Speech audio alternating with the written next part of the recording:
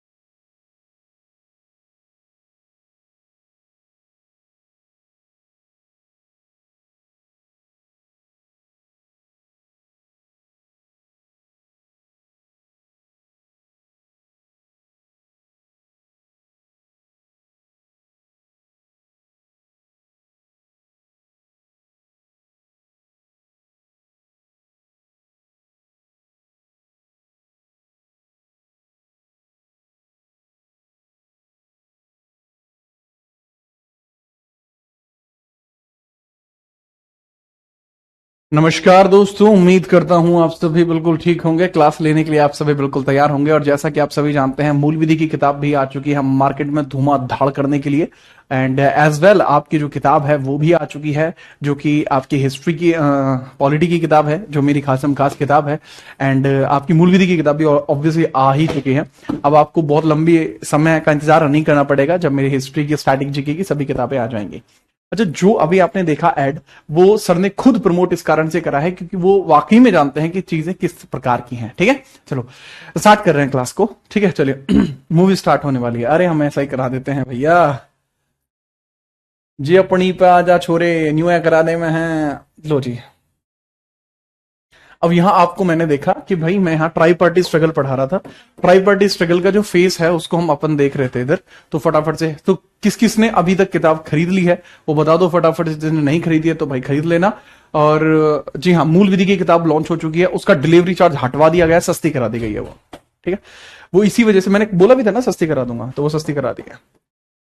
ठीक है, अब यहां देखिए कन्नौज का त्रिपक्षीय संघर्ष प्रथम चरण है। ये इस प्रकार से आपको कुछ देखने को मिलेगा। धारावर्ष ध्रुव ने वत्सराज को हराया, यहां पर हम देख चुके थे। ठीक है, चलिए हाँ ही ना, ऐसा ही है। धारावर्ष ध्रुव ने वत्सराज को हराया था, ये मैंने आपको बता दिया। अच्छा, धारावर्ष ध्रुव ने जब वत्सराज को हराया तो उसके बाद उसने क्या करा? क्या इसने उत्तर भारत में कब्जा कर लिया? नहीं, ये कभी कब्जा नहीं कर पाया। ये कभी कब्जा नहीं कर पाया। ये कभी कब्जा नहीं कर पाया। इसके पीछे का कारण क्या है? ध्रुव ने कभी कब्जा नहीं कर पाया, याद रखना। क्यों नहीं कर पाया? क्योंकि इसको वापस से लौटना पड़ा था। वेंगी की चालुक्यों के हमले के कारण इसको पुनः लौटना पड़ा था।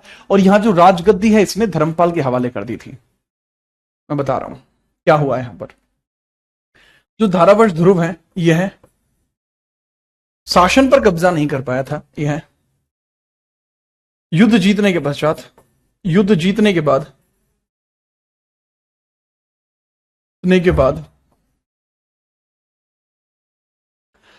जिम्मेदारी धर्मपाल को सौंपता है। ठीक है, के बाद जिम्मेदारी धर्मपाल को सौंपता है। जिम्मेदारी धर्मपाल को सौंपता है। जिम्मेदारी धर्मपाल को सौंपता है। धर्मपाल को सौंपता है। जिम्मेदारी धर्मपाल को सौंपता है।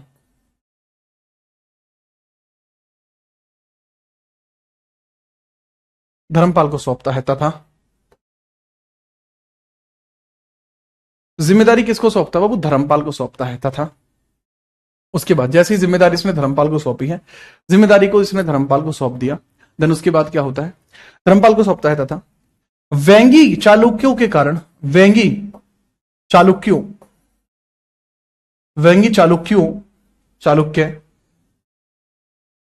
के आक्रमण के कारण दक्षिण भारत लौट जाता है। आक्रमण के कारण दक्षिण भारत लौटता है। आक्रमण के कारण दक्षिण भारत लौटता है। दक्षिण भारत लौटेगा। भारत गया, दक्षिण भारत। तो मेरे ख्याल से आपको यह बात समझ में आई होगी क्या पूरा का पूरा इसमें पैटर्न चला है, उसको कहां लौटना पड़ा और क्यों लौटना पड़ा। क्या आपको बात समझ में आई जो मैंने आपको यहां बताई? कि बाबू वेंगी के चालुक्यों ने राष्ट्रकूट डायनेस्टी के उस हिस्से पर कब्जा कर दिया, that's why they have to go down from there.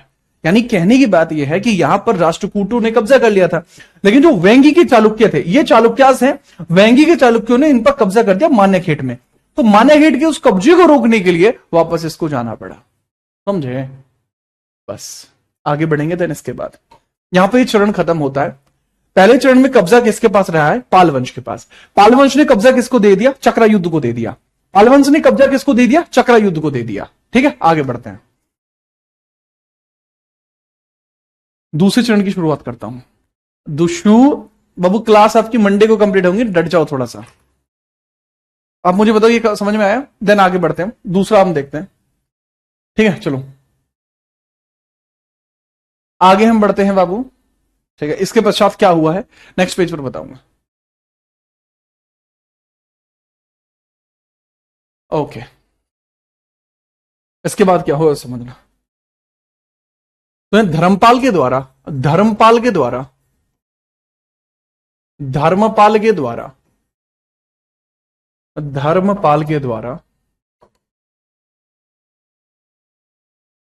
Dharmpal के द्वारा बहुत इंपॉर्टेंट सा काम किया गया भाई। धर्मपाल जी क्या करते इधर, जो धर्मपाल हैं अपने धर्मपाल हैं वो क्या करते हैं? उत्तरापथ के स्वामी की उपाधि धारण की गई। उत्तरापथ के स्वामी, उत्तरापथ के स्वामी की उपाधि धारण की गई। उपाधि धारण की गई, धारण की गई। उत्तरापथ के स्वामी की उपाधि धारण की गई। Adopted the title of Uttarapatha Swami. Dharmapala के द्वारा क्या किया गया है? Adopted the title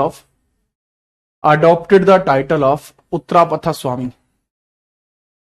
adopted title of Uttarapatha स्वामी।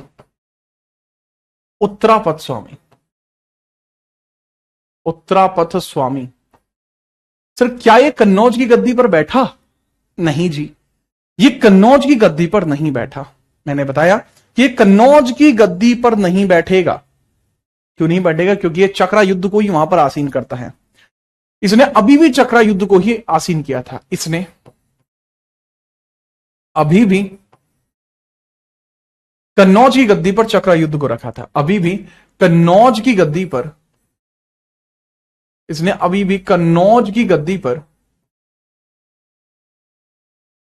पर चक्रा युद्ध को रखा। चक्रा युद्ध को रखा था। चक्रा युद्ध को रखा। He still make Chakrayudha on Kannauj throne. He still ठीक है, मेक चक्रा युद्ध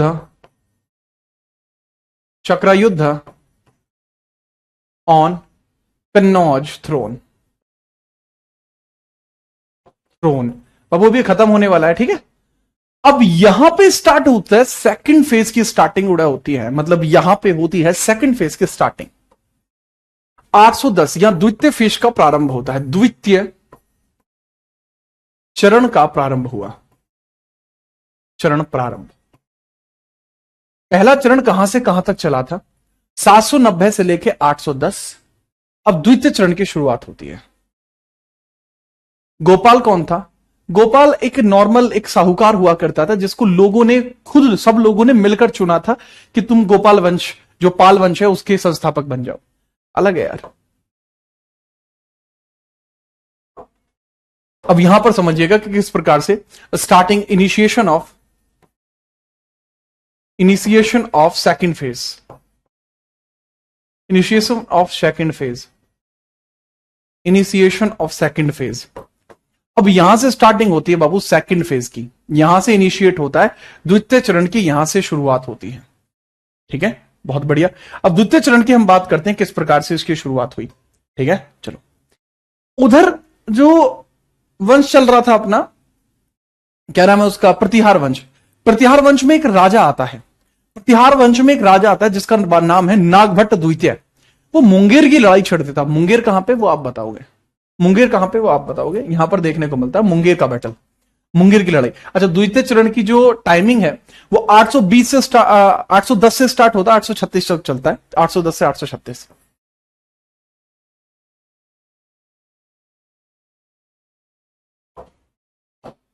मुंगेर की लड़ाई देखने को मिलती है। क्या देखने को मिलती है? मुंगेर की लड़ाई। मुंगेर की लड़ाई आपको देखने को मिलती है। बैटल ऑफ मुंगेर आप कहेंगे इसको, बैटल ऑफ मुंगेर। मुंगेर आपको देखने को मिल जाएगा, battle of Munger. Battle of Munger आपको देखने को मिल जाएगा। इसके बारे में बताइए, बैटल ऑफ मुंगेर। तो जो बैटल ऑफ मुंगेर आपको यहां देखने को मिलेगा उसके बारे में हम थोड़ा समझते हैं, बैटल ऑफ मुंगेर क्या था। ठीक है, चलिए। यहां पर बैटल ऑफ मुंगेर के अंदर आपको देखने को मिलता है नागभट्ट द्वितीय, नागभट्ट द्वितीय। ठीक है, चलिए।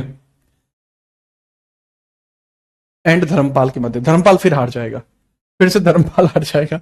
Dharmpal versus Nagabhata two, Nagabhata second. Dharmapala versus Nagabhata second के बीच में बैटल होता है। अगेन नागभट्ट यहां जीत जाता है। प्रतिहार डायनेस्टी का है, प्रतिहार वंश का है ये, प्रतिहार। प्रतिहार आपको देखने को मिल जाएगा। ये कौन सा डायनेस्टी है इसकी? प्रतिहार डायनेस्टी है। और ये फिर से बाबू हार जाएगा। यहां पर आपको यहां पता लगा कि अगेन जीता कौन है, who again won the battle.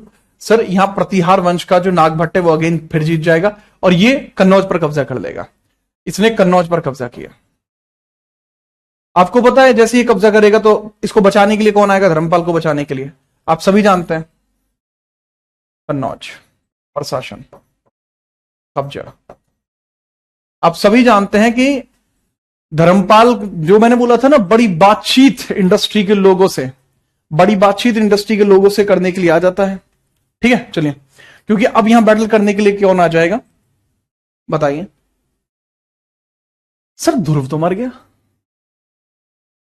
मैं क्या, गोविंद 3 तो है, ध्रुव का छोरा, बस वो आ जाएगा बचाने के लिए। तो ध्रुव का छोरा जो है यहां पर अतः ध्रुव का पुत्र जिसका नाम है गोविंद III, पुनः आकर कन्नौज पर कब्जा कर लेगा और यहां पर नागभट्ट को हरा देगा। अतः ध्रुव का पुत्र गोविंद III गोविंद III पुनः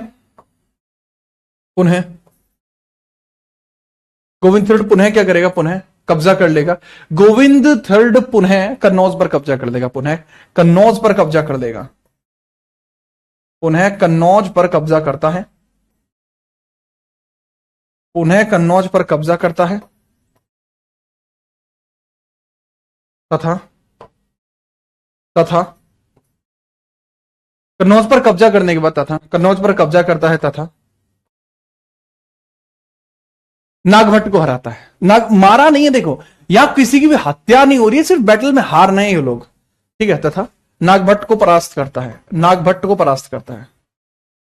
द्वितीय को परास्त किया, द्वितीय को परास्त किया, परास्त किया। यहां कोई भी हार नहीं रहा है, सिर्फ परास्त किया जा रहा है, परास्त किया। तो यहां पर ये परास्त कर दिया गया। कंप्लीट लेवल पर he became defeated by very very in big match. ठीक है, याद रखना। ठीक है, चलिए। बट इसके अंतर्गत क्या होता है कि नागभट्ट 2 भले ही यहां हार गया है, लेकिन ऐसा नहीं है बहुत ज्यादा नहीं हारा है। गोविंद III को तो अपनी सल्तनत को बचाने के लिए जाना ही पड़ेगा। तो गोविंद III भी कुछ समय के पश्चात दक्कन लौट जाता है, जिसके बाद पुनः कब्जा कौन करता है? नागभट्ट कर लेता है। और इस प्रकार से प्रतिहार वंश की इसमें विजय होती है। बात खत्म, यहीं पे त्रिपक्षीय संघर्ष खत्म। अब चालुक्य हेडिंग डाल लो। ठीक है, चलिए। पर लेकिन इसमें क्या हो? लेकिन नागभट्ट वापस लौट जाता, लेकिन गोविंद तृतीय लौट गया। लेकिन गोविंद तृतीय ने क्या काम करा? लेकिन गोविंद तृतीय पुनः लौट गया दक्कन। पुनः लौट गया दक्कन, पुनः लौट गया दक्कन। इस कारण से ये पुनः वापस क्या, he return back to south, return back to south. तो साउथ लौट गया, he return back to south, ठीक है, return back to south. So Nagabhata again capture, Nagabhata second again capture Kannauj. इस कारण से कन्नौज पर दोबारा कब्जा हो गया, ठीक है, so Nagabhata second again captured Kannauj. अतः नागभट्ट के द्वारा नागभट्ट अंतिम तौर पर विजयी हुआ, अतः नागभट्ट अंतिम तौर पर विजयी हुआ, अंतिम तौर पर विजयी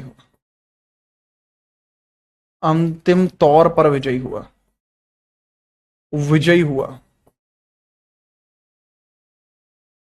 ठीक है। तो बाबू इस प्रकार से नागभट्ट इस बैटल को जीत जाता है। दक्कन का मतलब है साउथ, दक्कन का मतलब है साउथ, ठीक है। चलो जी,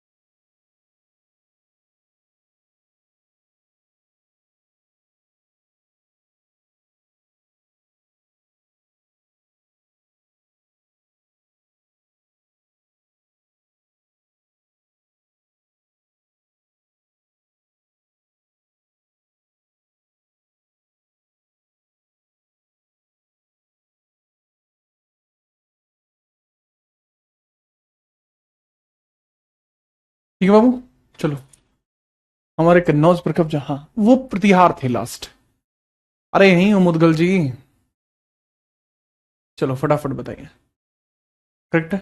अच्छा, अब हम आगे बढ़ते। देखो, आगे बढ़ने से पहले मैं एक छोटी सी बात कहना चाह रहा था, ठीक है। बस मतलब बुक के बारे में मैं ये नहीं कहना चाह रहा, आप कहो कि सर प्रमोशन कर रहे हो, आप तो पता नहीं क्या करके मानोगे, प्रमोशन पे प्रमोशन नहीं। मेरी बस एक बात सुन लो, मैं आपके इस बैच में आपकी बात कभी मतलब ऐसे बात नहीं करूंगा, मतलब बुक का प्रमोशन नहीं करूंगा, सिर्फ आपको सिंपली एक बात बता रहा हूं कि जो बुक मैंने मतलब ये पॉलिटी की बनाई थी, तो इसके पीछे का नरेशन था कि एक ऐसी किताब बनाई जाए जो आपके प्री लेवल तक के लिए हो, ठीक है, बहुत लिमिटेड कंटेंट हो, इतना लिमिटेड हो कि आपका CDS, CGL mains, UP, SI, इन सभी एग्जामों को बड़े लेवल पर टारगेट किया जा सके। तो इसमें हर एक वो छोटी से छोटी डिटेलिंग रखी गई है जिसकी जरूरत है, हर एक वो छोटी से छोटी डिटेल। तो अगर आप इसको खरीदना चाहते हैं तो चाहे तो आप अपने भैया ऑफलाइन में किसी भी दुकान पे जाके इसको मांग लें, और चाहे तो भैया आप इसको जो है ऑनलाइन परचेज कर लें, आपकी इच्छा है। लेकिन हाँ, एक बार इसको देखें जरूर, भले ही आप ऑनलाइन मंगाए और चीजों को पढ़े और समझे। प्लस इसमें 2 साल का आपको पीवाईक्यूएस बैंक मिल जाएगा, ठीक है। This is the point, okay. Kannauj में कोई साक्ष्य नहीं मिलते, इसके पीछे का भी कारण है क्योंकि कन्नौज के साक्ष्यों को मेजरली तुर्की लुटेरों के द्वारा तुड़वा दिया गया था, ठीक है। आगे बढ़ते हैं, आगे बढ़ो। हम बात करते हैं चालुक्य डायनेस्टी की।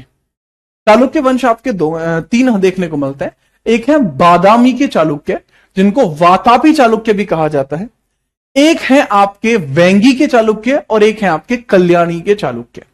3 आपको देखने को मिलते हैं। बाबू वो जो कांत साहब की किताब है ना, जो कांत साहब की किताब है, कांत साहब की किताब केवल आपकी किस चीज के लिए है सर? कांत साहब की किताब केवल और केवल रिटन एग्जामिनेशन के लिए है। उसके अलावा इस मेरी किताब जैसी कोई किताब मार्केट में अवेलेबल नहीं है। This is only of its type, ये केवल अपने प्रकार की है। आप उत्तराखंड, जयपुर कहीं में भी हो, आप ऑफलाइन में जाके एक बार मालूम कर लीजिए, ऑफलाइन में अगर मिल रही है तो देख लीजिए, नहीं मुझे बताइए, वरना आप ऑनलाइन ले लीजिए। ठीक है, चलो मैंने बताया मेरी किताब जैसी there is no book in the market. मैं कॉपी पेस्ट पे काम नहीं करता। I am completely a unique personality. ठीक है, याद रखना। बांदा में बुक, हाँ बांदा में तो मिल जाएगी, बांदा में तो आ गई है। तो अब हम बात करते हैं बाबू किसके बारे में, चालुक्य वंश के बारे में। हेडिंग डाल दीजिए चालुक्य। चालुक्य वंश बहुत नॉर्मल है, फटाफट बात करते हैं। चालुक्य, तो चालुक्य आपको 3 ब्रांच देखने को मिलती है। एक वादामी देखने को मिलती है, एक वातापी देखने को मिलती है, वैंगी और कल्याणी। सर अपनी तारीफ सब करते हैं, हाँ बाबू मैं भी करता हूं, इसमें तो कोई वो पॉइंट ही नहीं है। यह चोला डायनेस्टी भी है, ओके।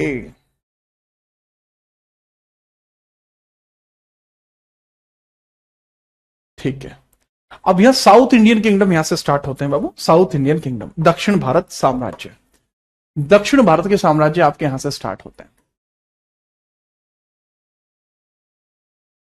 दक्षिण भारत के साम्राज्य, दक्षिण भारत के साम्राज्य,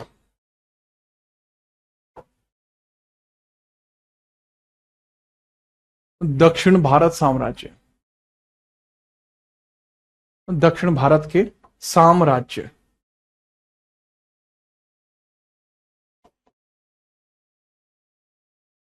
साम्राज्य।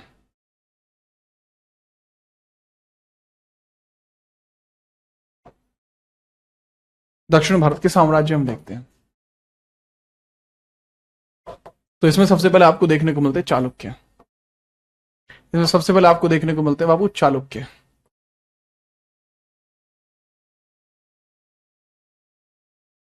अब चालुक्यों की 3 ब्रांच है, तीनों ब्रांच हम देखते हैं कौन कौन सी हैं।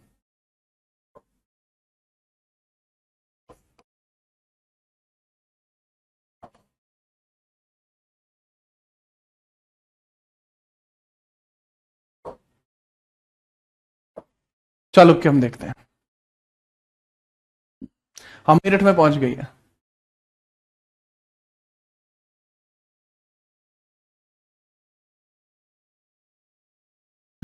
अरे वो कोई बात नहीं लाड ले, गरम ना होया तुषार है बड़े देखो तुम। चालुक्य,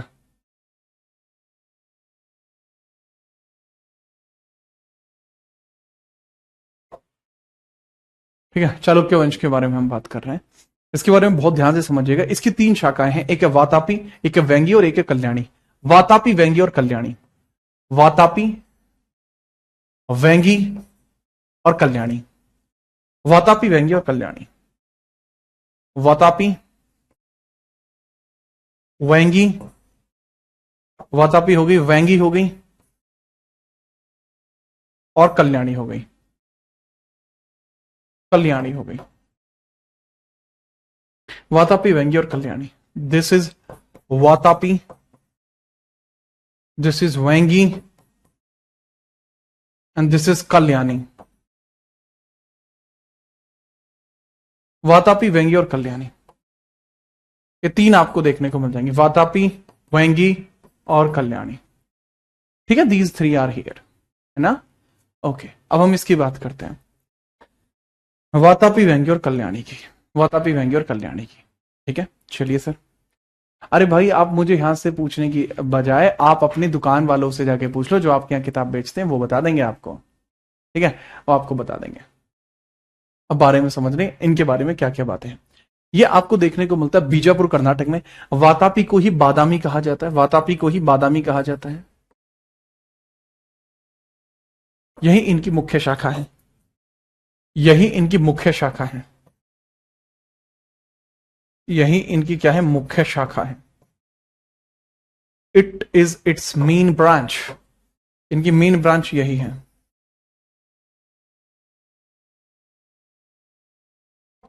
इनकी मेन ब्रांच यही है, इनकी बाबू क्या है, मेन ब्रांच यही है। अब इन्हीं के बारे में हम चर्चा करते हैं, अब इन्हीं के बारे में हम चर्चा करते हैं, मेन ब्रांच के बारे में ही अब हम चर्चा करते हैं। ठीक है, बात को समझना। अब इनके बारे में महाकूट अभिलेख में जानकारी मिलती है। इनकी जो जानकारी है वो महाकूट अभिलेख में मिलती है। इनकी जानकारी महाकूट अभिलेख में है। इनके बारे में जो जानकारी है वो महाकूट अभिलेख में है। महाकूट अभिलेख में देखने को मिलती है। महाकूट अभिलेख में जानकारी देखने को मिलती है। महाकूट इंस्क्रिप्शन में जानकारी देखने को मिलती है। महाकूट इंस्क्रिप्शन में जानकारी देखने को मिलती है। इंस्क्रिप्शन में जानकारी देखने को मिलती है। ठीक है बाबू, चलिए। ठीक है, चलिए। ओके, कल्याणी जो है ये वेस्टर्न चालुक्य कहे जाते हैं। गुजरात वाले क्षेत्र में देखने को मिलते हैं। कल्याणी जो कल्याणी है वो गुजरात वाले क्षेत्र में आपको देखने को मिलते हैं। बिना परेशानी के उनके बारे में भी याद रखना, उनके बारे में भी याद रखना। ठीक है, ओके, बहुत बढ़िया। ये बाबू ये वादामी, ये बीजापुर कर्नाटक का क्षेत्र है। बीजापुर कर्नाटक का है। ये आंध्रा का क्षेत्र है। ये इनका जो क्षेत्र है दैट इज बीजापुर कर्नाटक। बीजापुर कर्नाटक क्षेत्र है इनका। बीजापुर कर्नाटक, बीजापुर कर्नाटक क्षेत्र है। कल्याणियों का क्या है सर? गुजरात क्षेत्र के हैं ये। गुजरात क्षेत्र है इनका। गुजरात क्षेत्र है इनका। और जो वेंगी है आंध्रा क्षेत्र है इनका। आंध्रा क्षेत्र है इनका। आंध्रा क्षेत्र है इनका। आंध्रा, इनका क्षेत्र क्या? आंध्रा क्षेत्र है इनका। आंध्रा, आंध्रा क्षेत्र है दैट इज गुजरात एरिया। इनका गुजरात क्षेत्र है। ठीक है, चलिए। ओके, अब हम बात करते हैं। सबसे पहले हेडिंग डाल लीजिए वातापी चाना, जो वातापी के चालुक्य हैं इनके बारे में हेडिंग डाल लीजिए। वातापी चालुक्यों के बारे में हेडिंग डालते हैं। ठीक है, चलो।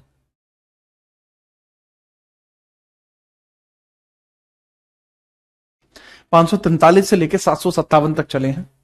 543 से लेकर 757 तक चले हैं। हमें कैसे पता रहेगा बाबू? ये देखो, 543 से लेकर 757 तक चले हैं और कुछ लोग इसको 53 तक बताएंगे। कोई दिक्कत नहीं होती।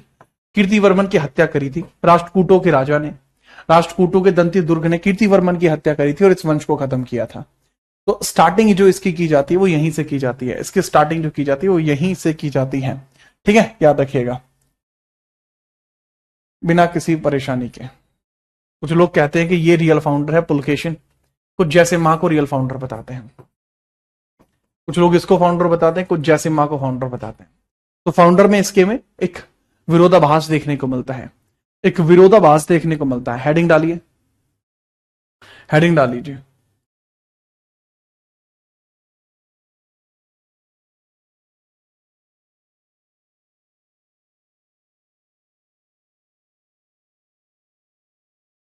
ठीक है, चलो बात करता हूं मैं।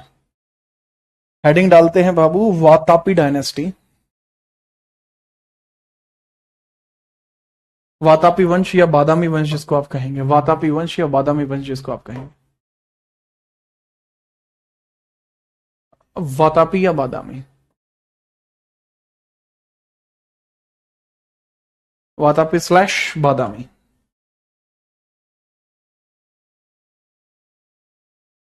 / बादामी।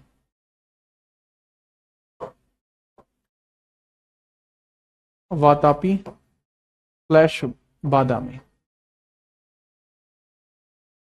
इनके बारे में हम बात करते हैं।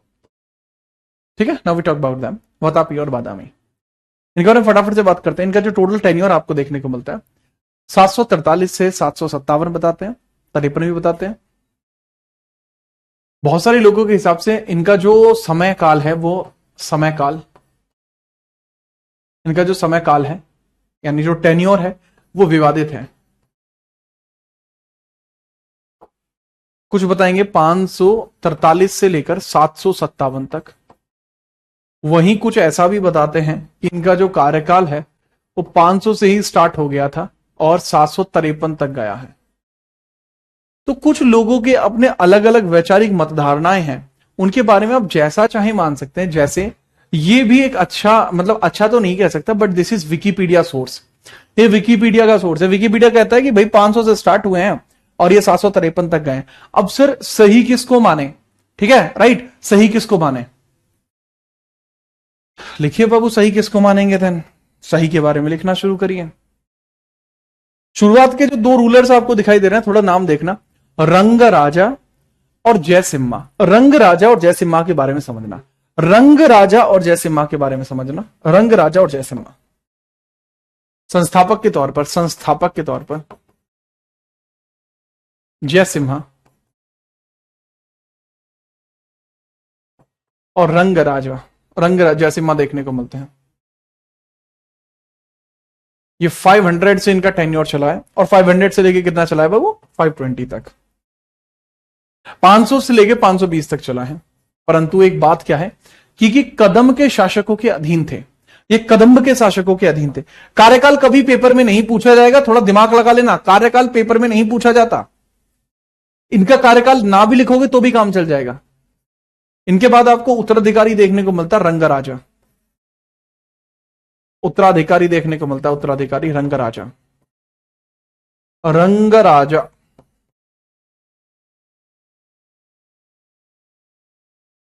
रंगराजा रंगराजा आपको देखने को मिलता है। रंगराजा आपको देखने को मिल जाएगा, रंगराजा। शुरुआत में जयसिम्हा आपको, जैसा कि मैंने बताया, जयसिम्हा है ही, जयसिम्हा। तो बाबू आपको यहां पता लगेगा कि ये जो दोनों लोग हैं, जयसिम्हा और रंगराजा, ये बाबू कौन है? सर ये कदम के शासकों के अधीन थे, कदम वंश के अधीन थे, कदम्ब वंश के अधीन थे। ये कर्नाटक का वंश है, कदम वंश के अधीन थे। पहला इंडिपेंडेंट रूलर कौन सा बना है इनका? अंडर कदम डायनेस्टी, अंडर कदम डायनेस्टी, कदम डायनेस्टी। आप पूछोगे कदम वंश कौन सा है सर? कदम वंश तो पढ़ा है नहीं, राइट। जो कदम वंश आपको देखने को मिलता है, ठीक है, चलिए, कदम वंश जो आपको देखने को मिलता है, कदम वंश के बारे में हम ऐसा कहते हैं कि भाई जो कदम डायनेस्टी है ना, ये सदर्न इंडिया की आपकी डायनेस्टी है। इसके आगे हम आगे और चर्चा करेंगे, राइट। इसके आगे हम और चर्चा करेंगे, राइट, तभी जाके आपको बातें आगे समझ में आएंगी। तो मेरे ख्याल से यहां तक आप समझ पाए होंगे। इसके बाद हम आगे बढ़ते हैं। इनके बाद एक राजा आता है, दैट इज पुलकेशिन प्रथम। पुलकेशिन प्रथम, यह रियल फाउंडर। कहा जाता है कि इसका जो टेन्योर है रंगराजा का 520 से लेकर 43 तक है और 543 से राजा बैठता पुलकेशिन प्रथम। पहला स्वतंत्र राजा है। क्या है बाबू? ये पहला स्वतंत्र राजा है और यही पहले माहौल को संभालता है, यही पहले माहौल को संभालता है, ठीक है, याद रखना। और 566 तक गद्दी पर बैठता है। पहला स्वतंत्र शासक है, इस कारण से इसको संस्थापक के तौर पर भी जाना जाता है। पहला स्वतंत्र शासक है पुलकेशिन फर्स्ट।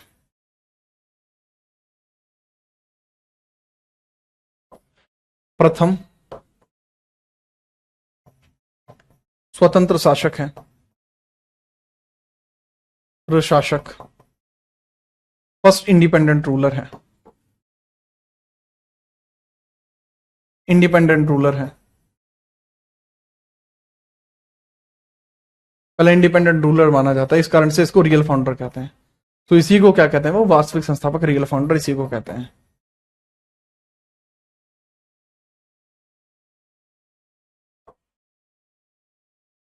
वास्तविक संस्थापक कहा जाता है।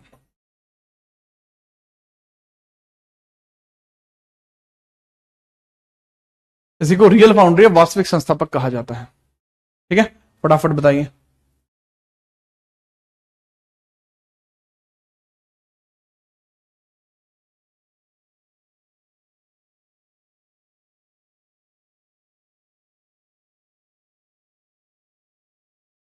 फटाफट बताइए।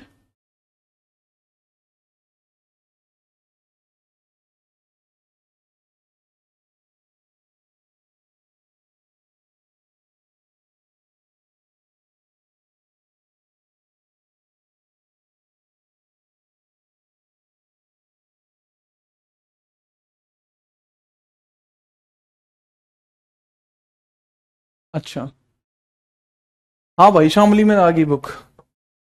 यहां देखिए, अब कदम वंश के अधीन आपको देखने को मिलते हैं, कदम वंश के अधीन आपको देखने को मिलते हैं। हम इसके बारे में थोड़ी चर्चा करते हैं, थोड़ा ध्यानपूर्वक समझिएगा किस प्रकार की चीजें आपको देखने को मिलती हैं। कदम वंश के अधीन आपको रूलर्स देखने को मिलते हैं, under the Kadamba dynasty, Kadamba dynasty आपको देखने को मिलते हैं। और मैंने बताया इनके जो संस्थापक हैं, इसके संस्थापक तो मयूर शर्मा हैं। और ये जो कदम डायनेस्टी कर्नाटक की है, इसके बारे में यार कभी पूछा नहीं जाता। ठीक है, 14 अश्वमेध कराए मयूर ने। नेक्स्ट, इसको उपाधियां जो मिली हुई हैं, पुलकेशिन को उपाधियां कौन कौन सी मिली हैं वो देखते हैं। उपाधि कौन कौन सी मिली है? पृथ्वी वल्लभ, पहली उपाधि है इसकी पृथ्वी वल्लभ।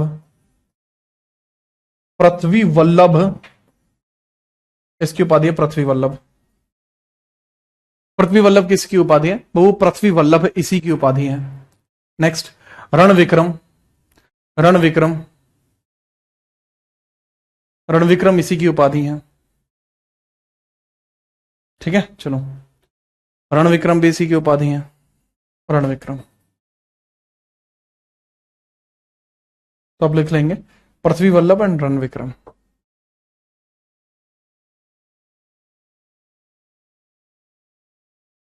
रण विक्रम।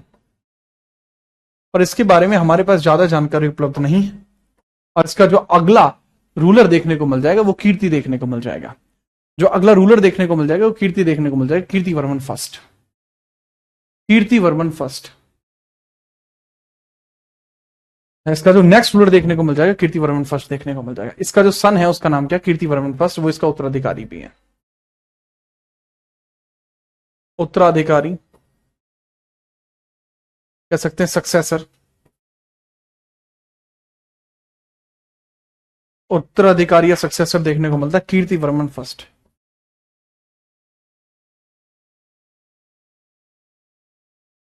कीर्तिवर्मन फर्स्ट,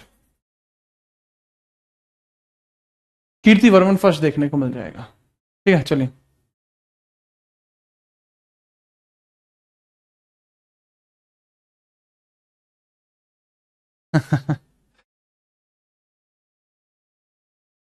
देखो, इसको फटाफट नोट करो। अच्छा, मैं नहीं जानता कि मेरी ये वाली आवाज कहां तक जाएगी या कौन सुनेगा, क्योंकि ये वीडियो आप लोगों तक है तो सीमित बच्चों तक है, यानी जिन्होंने पैसे देके इस चीज को, बैच को परचेज करा है। ठीक है, तो मेरी बात जो है लिमिटेड लोगों तक रहेगी। अब आगे इस बात को लेके जाना या इस बात को पहुंचाना वो आपके ऊपर निर्भर करेगा। आप बताना चाहते हैं, किसी को नहीं बताना चाहते, बहुत सिंपल है।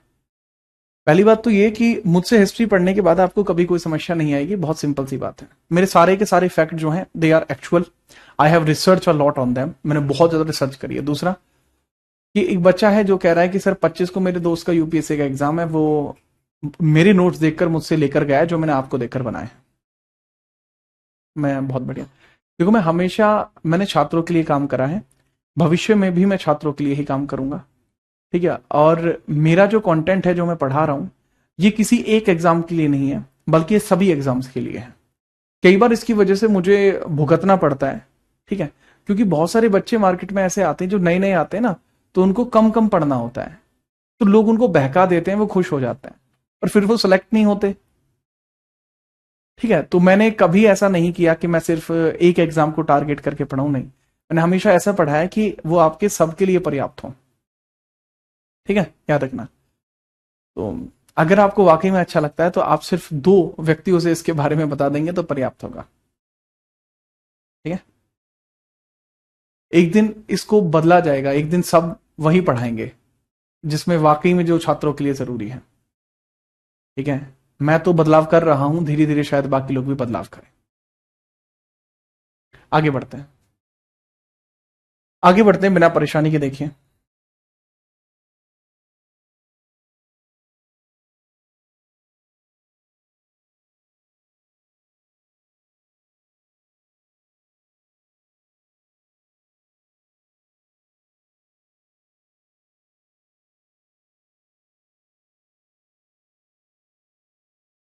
ठीक है, चलो आगे बढ़ते हैं।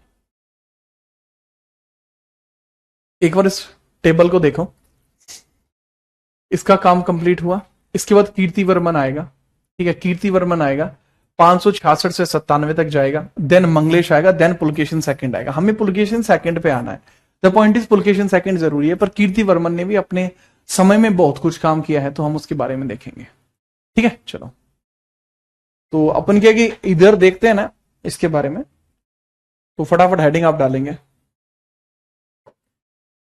हेडिंग आप डालेंगे किसके बारे में, तो इसका बेटा है कीर्तिवर्मन फर्स्ट, कीर्तिवर्मन फर्स्ट। कीर्तिवर्मन के पास भी काफी सारी उपाधियां हैं। कीर्तिवर्मन प्रथम,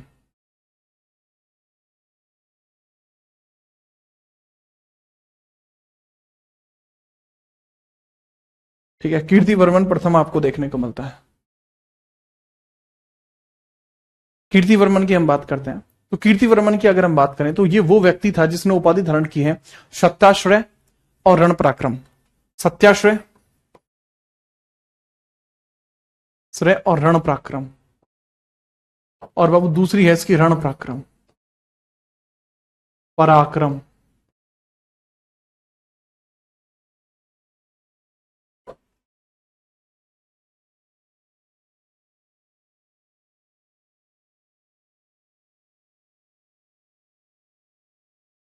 रण पराक्रम, इसने अश्वमेघ और वाजपेयी दोनों प्रकार के यज्ञ इसने कराए थे। सत्यशय रण पराक्रम, इसने दोनों प्रकार के यज्ञ कराए थे अपने समय में। इसका कार्यकाल 566 से 597 तक है।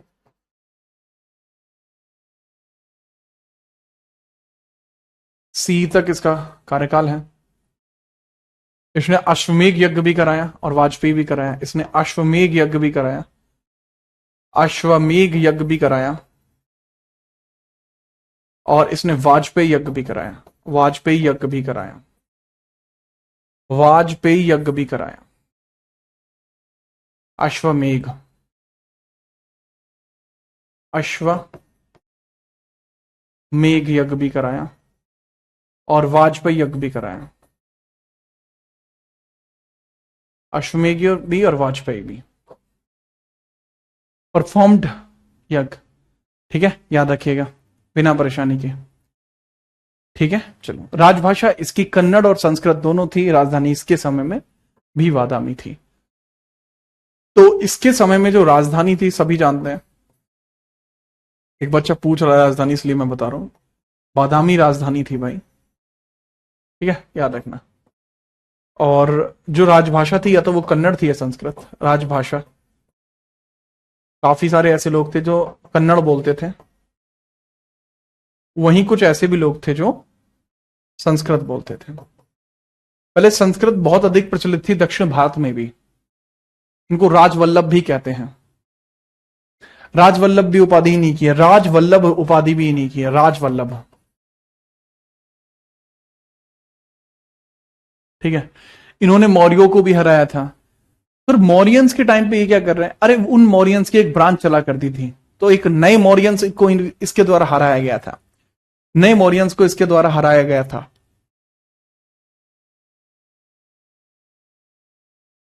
नेक्स्ट आपको देखने को मिलता मंगलेश। मंगलेश 597 से 609 मंगलेश आता है। मंगलेश आपको देखने को मिलता है। इसके बाद मंगलेश, मंगलेश आपको देखने को मिला।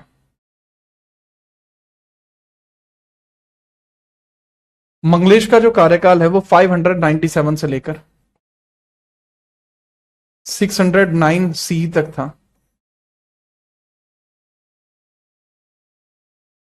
597 से लेकर 609 सी तक देखने को मिल जाएगा। ठीक है, चलिए।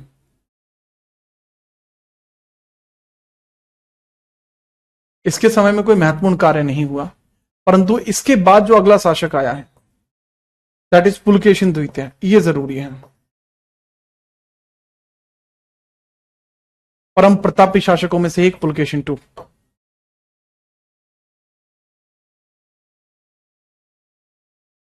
परम प्रतापी शासकों में से एक पुलकेशिन टू बहुत जरूरी है। ध्यान से लिखिएगा पुलकेशिन टू के बारे में। पुलकेशिन टू के बारे में बहुत ध्यान से लिखना। ठीक है, चलो। कि भाई इसने अपने चाचा मंगलेश की हत्या कराकर ही खुद गद्दी पर बैठा। परम भट्टारक महाराज अधिराज की उपाधि धारण करी। अपने चाचा मंगलेश की हत्या करके शासक बना था। चाचा मंगलेश की हत्या कर मंगलेश है ना, मंगलेश, इन्हीं की हत्या करके गद्दी पर बैठा था। कि हत्या कर शासक बना, करके शासक बना।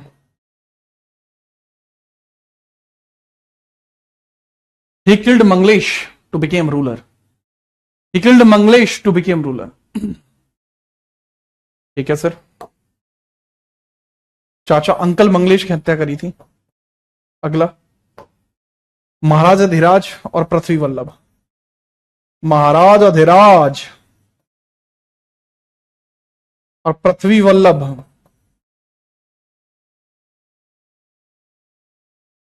इसी की उपाधियां हैं, महाराज अधिराज और पृथ्वी वल्लभ। महाराज अधिराज और पृथ्वी वल्लभ इसी की उपाधियां हैं, महाराज अधिराज एंड पृथ्वी वल्लभ। महाराजा धीराज एंड पृथ्वी वल्लभ।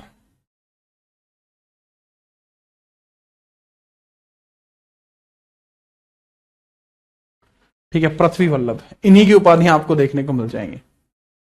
इन्हीं की उपाधियां आपको देखने को मिल जाएंगी। ठीक है, चलिए फटाफट इनके बारे में बात करते हैं।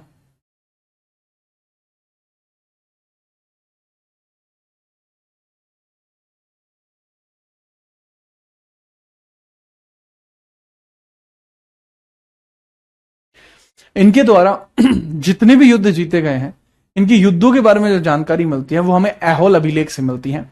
इनकी युद्ध जीतने की, युद्ध विजयों की जानकारी हमें ऐहोल अभिलेख में से देखने को मिलती है, जो रवि कीर्ति ने लिखे थे। जो किसने लिखे हैं? रवि कीर्ति ने। इनका दरबारी था रवि कीर्ति। पुलकेशिन का दरबारी था रवि कीर्ति। इनका जो दरबारी था वो था रवि कीर्ति, दरबारी। जो कोर्टियन था इनका, दैट वाज रवि कीर्ति। इनका जो कोर्टियन था वो था रवि कीर्ति।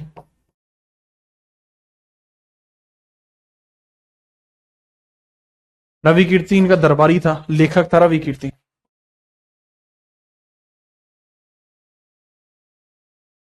रवि कीर्ति। तो रवि कीर्ति ने क्या किया है बाबू? रवि कीर्ति के बारे में समझना। रवि कीर्ति के द्वारा बहुत जोर का काम किया गया है, बहुत जोर का काम किया गया है रवि कीर्ति के द्वारा।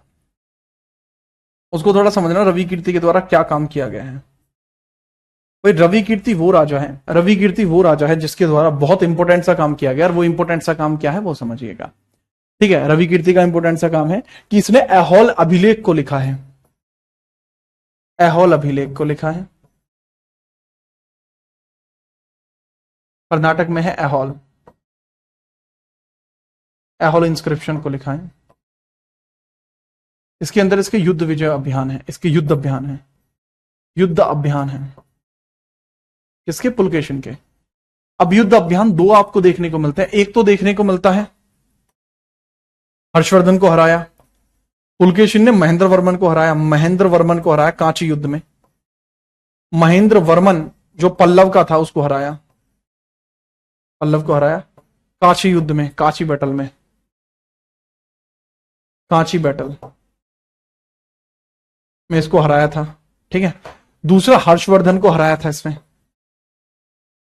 हर्षवर्धन को हराया था जो वर्धन डायनेस्टी का था। इसको कहां हराया था? नर्मदा बैटल में, नर्मदा युद्ध में इसको हराया है। नर्मदा बैटल में हराया, बैटल में इसको हराया है। दोनों बैटल में पुलकेशिन जीता है, दोनों बैटल में पुलकेशिन जीता है।